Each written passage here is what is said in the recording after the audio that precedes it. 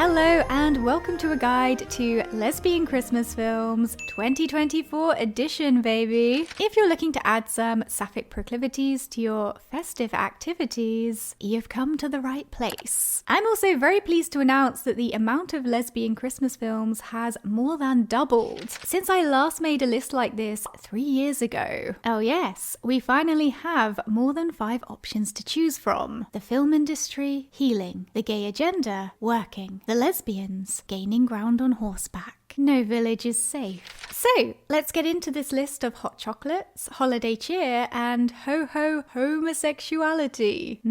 Delicious. So, the first film on the list is Friends and Family Christmas, and it follows Amelia, a lawyer who is still recovering from a breakup, and artist Daniela, who has too much on her plate and hasn't made much room in her life for love. Pushed together on a blind date by their parents, the two embark on a ruse to convince their friends and families that they are dating to take the heat off during the holidays. Oh yes, it's the fake dating trope. I love it here. This is Hallmark's first ever lesbian holiday romance film, and it is lesbian hot chocolate. Fluffy, delicious, and satisfying. The two leads have a lot of chemistry, it has amazing lesbian representation, there's a lot of sapphic culture, inside jokes and nods. There's nary a pointless male chucked in there for the sake of it to be seen. It has a happy romantic ending, and most importantly, it has Ali Liebert wearing high-waist trousers. I mean, yes, it is a Hallmark production and therefore of a certain quality and packed full of cliches, but hey, I've said it before and I'll say it again. Lesbians deserve surface-level, unrealistic lesbian romances too. Next on the list is Under the Christmas Tree, and it's about marketing whiz Alma and Christmas tree whisperer Charlie, who cross paths when Charlie finds the perfect tree for the main governor's holiday celebration right in Alma's backyard. Whilst they initially spar, romantic sparks soon begin to fly between the two women, as the enchanting tree and some Christmas fairy dust from the town's patisserie extraordinaire bring out the best in them and spark each other to take leaps of faith and fight for love and Christmas magic. Let it be known that I did not write this synopsis. Under the Christmas Tree is Lifetime's first ever lesbian holiday romance movie, and honestly, it's exactly what you would expect from a Lifetime holiday romance movie with a lesbian upgrade. In other words, it's simple, frothy, feel-good gay fun. There's chickens, Ricky Lake, a gingerbread bake-off, a toast to the lesbians, strap-on subtext, and Elise's controversial bangs. There's something for everyone. All in all, Under the Christmas Tree is a very wholesome production and a decent effort for Lifetime's first ever lesbian holiday romance movie. Next on the list is Christmas at the Ranch, and it follows the character of Hayley Hollis, who hasn't been back to her family's Nashville ranch in years, but is summoned by her brother Charles in a last-ditch effort to avoid having to sell the land. When she reluctantly arrives just prior to Christmas, her introduction to ranch hand Kate takes a bad turn, but the two women must put their differences aside and band together to save the ranch. And along the way, they discover that finding love isn't always what you expect. This is a Telefilms production, and as is signature to Telefilms, Christmas at the Ranch is an amateur but feel-good piece of work. Honestly, the real selling point of this film is the strong lesbian in a cowboy hat. And really, if a film has that, does anything else even matter? No, it does not. Hayley and Kate have a lot of chemistry, and both actors understood the assignment, which helped carry the film in the places where the writing,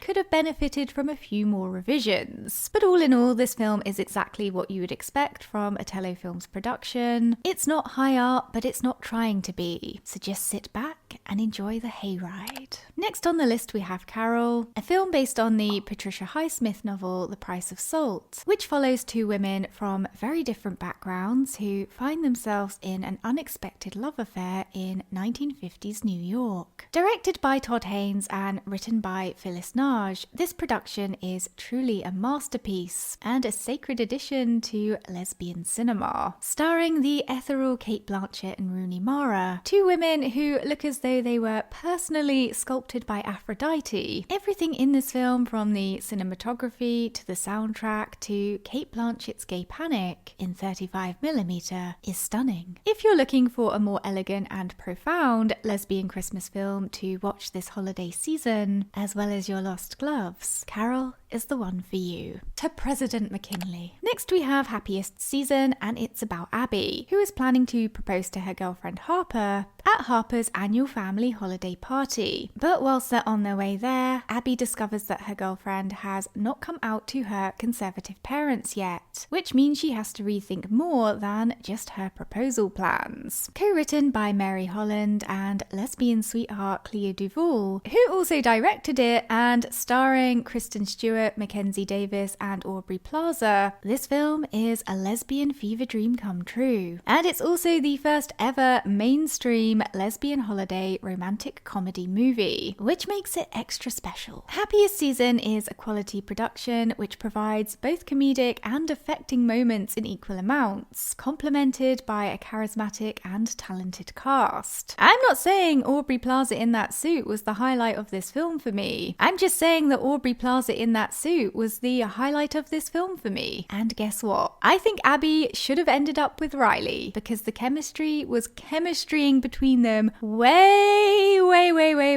more than it was between Abby and Harper. I said what I said. Riley also just seemed like the much healthier option. I don't know, I have a lot of feelings about this, as you can tell, but this is not the place for an essay. Stay tuned for the essay, because it's coming. Anyway, that aside, this film is somewhat of a landmark in lesbian cinema, and if you're looking for a lesbian holiday film full of heartthrobs in high definition, Happiest Season has got you covered. Next we have I Hate New Year's, and it's about rising music star Lane Price, who heads home to Nashville for New Year's Eve to try and break her writer's block, and discovers that sometimes you find inspiration and love where you least expect it. This is another Tello Films production, and more of a holiday film than a Christmas one, but still, it counts. It counts, okay? There's singing, chemistry between the two leads, and gleaming white teeth. Why? It's practically a lesbian Disney Channel production. In my opinion, I Hate New Year's is not the strongest lesbian holiday romance film that Tello has to offer. The acting and writing leaves a lot to be desired in certain places, but overall, it's not marketing itself as high art, and it's a fun film which is perfect for easy watching over the holidays. Next we have Season of Love, which follows the lives of 3 different couples who are all interrelated to each other in various ways. And this takes place in the days leading up to Christmas and the New Year. This is yet another Tello film production, and in my humble opinion, their best in terms of lesbian holiday romance films. It has been described as a lesbian Love Actually, but it's so much better than Love Actually, because it doesn't contain a bunch of weird cringy shit. If Love Actually has 0 haters, I am dead. Anyway, Season of Love is a cute, fun, heartwarming production which includes many an inside lesbian pop culture nod and a diverse and beautiful cast. This is one holiday film that will give you both those magical Christmas feels and those magical lesbian feels too. Perfect. Next on the list is City of Trees, which follows Ainsley, a young woman who returns to her hometown for the holidays for the first time in several years, and finds herself confronted with not only people from her past, but by her unresolved feelings too. Written and directed by Alexandra Swarens, who also plays the lead role of Ainsley, this film is a gritty, intelligent piece of work containing organic, funny and touching moments. Ainsley and Sophie have incredible chemistry, and honestly, their dynamic was very much giving Janice Ian and Regina George meet up years later and fall in love AU. On top of all of that, this film also contains a beautiful love scene full of authentic and connective moments. It's true the production quality isn't the best, but that doesn't take away away from the more positive aspects of the film. And considering it's an independent creation and free to watch on YouTube, you can't really complain. If you're after a more grounded and homegrown watch this holiday season, City of Trees could be your cup of hot cocoa. Next we have Looking for Her, and it follows Taylor, who is headed home for the holidays where her family is finally ready to meet her girlfriend Jess. The only problem is Jess isn't her girlfriend anymore, so to try and save face, Taylor holds open auditions for someone to play the part of Jess for the holidays. Like City of Trees, this film is also directed and written by Alexandra Swarens, who again stars in the film as well. Looking for Her is a visually intelligent and heartwarming film with a happy romantic ending which will give you all of the feels. I may have been grinning all the way through this film like a simple gay fool. I am a simple gay fool. As always, Alexandra Swarens and Olivia Buckle have some pretty magical chemistry, and both of them were a perfect fit for their respective roles as Olive and Taylor in this film. I mean, uptight workaholic Virgo-coded woman meets artistic, barely keeping it together Pisces-coded woman is a god-tier dynamic. As a plus, Swarens has also managed to up her production quality game for this film somewhat too. And again, for something that is free to watch on YouTube, this film deserves a lot of appreciation and recognition this holiday season. Next on the list we have A Holiday I Do, which is about a single mum who falls for her ex-husband's beautiful and sophisticated wedding planner and who needs some Christmas magic to fix the chaos that ensues. Now, I have not seen this film yet, so I can't give you a fair opinion on it, but from watching the trailer, I have just two words for you: horse ranch. Say no more. I am always here for a lesbian romance set on a horse ranch. This very much appeals to my interests. This is yet another Telefilms production, and from the trailer, it looks to be somewhat similar to the rest of their lesbian holiday films in terms of quality and content. So in other words, A Holiday I Do is likely another amateur, light-hearted, feel-good easy watch. But I will have to return with a proper verdict after I've seen the whole thing. If you have already seen this film, please share your thoughts on it in the comments section below. I'd like to know what you're thinking. Like, we're in couples therapy together. Next we have The Holiday Club, which follows Sam, a woman who hates the holidays, and Bailey, a woman who loves the holidays. On a lonely Valentine's Day, the two meet cute, quickly bond and become friends. With every passing holiday Sam and Bailey spend together, they find themselves falling further in love with each other. This is another entry on the list that is written and directed by Alexandra Swarens, who is basically the CEO of lesbian Christmas films at this point. And this is definitely at the top of my to-be watch list. I am always here for a friends to lovers arc, and from watching the trailer, this production looks both technically clean and bristling with beautiful moments and chemistry. You can expect a review for this film real soon on this channel, and thank you Alexandra Swarens for your service and dedication to creating lesbian holiday content. Next on the list we have Marion Gay, and it's about Broadway star Becca, who comes back to her small town for Christmas and starts to fall back in love with her high school sweetheart Sam with the help of their two meddling moms. Now, I haven't had a chance to watch this yet, and the film has garnered very mixed reviews, but from the trailer it certainly appears to be an upbeat and colourful production and exactly what you'd expect from a low-budget holiday rom-com. It's also nice for variety's sake to have at least one lesbian Christmas film where one half of the couple is a handsome butch. Just saying, there's room for all kinds of haircuts in lesbian Christmas movie land. Again, if you have already seen this film, let me know your thoughts on it in the comments section below. And finally, we have the film Last Xmas, which follows ex-girlfriends Maggie and Julianne, whose bitter breakup leads them down different paths until they unexpectedly rekindle the spark. Last Xmas is written and directed by Adriana Di Leonardo and Sarah Rotella, aka aka the Gay Women channel, who some of you will already be familiar with. Pillow Talk! And this is another film I haven't had a chance to watch yet. I believe it's not actually available to watch until December the 3rd, and this video will probably be out before then. So I can't really give a fair opinion of it here, but what I will say is that from the trailers, it looks like a fairly well-made production. Sarah and Adriana generally have it together when it comes to the technical side of filmmaking, and it looks like a lot of light and frothy lesbian exes love triangle fun. If you are familiar with and enjoy Sarah and Adriana's sense of humor, I would imagine you're going to like this film. And it's always good to support lesbian creators if you are able to, because that's how we get more of these kinds of films made. They're not made out of fairy dust. Who knew? Okay guys, I hope you enjoyed this video. If you know of any other lesbian Christmas films, please leave them down in the comments section below. And don't forget to subscribe to make your Yuletide gay. Or